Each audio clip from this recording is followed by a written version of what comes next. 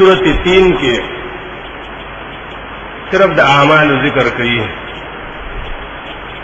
اعمال حسنه هغه ذکر کوي، دوه قسمه د انسان د کامیابی ذکر کوي او د انسان د رسوایی ذکر کوي، او یو څو څلور گواهان په دې باندې ذکر کوي. بسم الله الرحمن الرحیم. والتین، گواه د مقام د وحی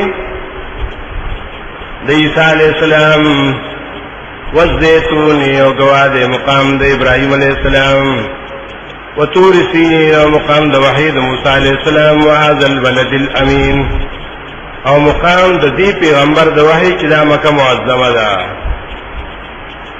د مقامات ذکر کوي خو مراد تنا صاحب ده، د تین صاحب عیسی علیہ السلام، د زیتون صاحب ابراهیم علیہ السلام، د طور سینین صاحب موسی علیہ السلام، او د دې خار نبی علیہ السلام. دا په څه گواه دي؟ په دې خبره چې موږ پیدا کړل انسان په ډېر ښایسته جوړ کې، په ډېر ښایسته وجود کې، چې د په شانتي بل الله احسن نه پیدا کړل. ولی دا مقامات په ګواه چې کوم د برکت زید نه انسان ولر دی،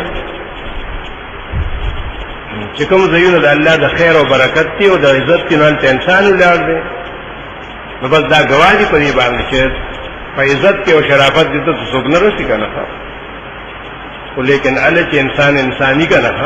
ثم رددنا واسفل سافلین، بیا دا باندې دی چې موږ واپس کو دل راغ لاندې دلاندو ته، دغه بیا بل لاندې نشته نو چې خپل رب حکم نه مانی او د خپل عزت خیال نه ساتي. هم مگر هغه کسان چې مؤمنان دي او عمل کې صالح دي د پاره اجر دې به حساب. فما یکذبک بعد بالدین، څوک دې چې ستا تکذیب وکي پس د دینه، څوک دې چې تکذیب وکي ستا پس د دینه په دې دین کې، دا به څوک چې ستا تکذیب کوي چې الله تعالی وحی وکړه قرآن راغی. یا انسان ته وي سشي دروغجن کړه ته پس د دې دومره دلیلونو نه په دین باندې یا په قیامت باندې چاولم سولې چې دا کار غلط دی. الیس الله باحکم الحاکمین، ولنه الله فیصله کون کې دار چانا بهتر فیصله کون کې.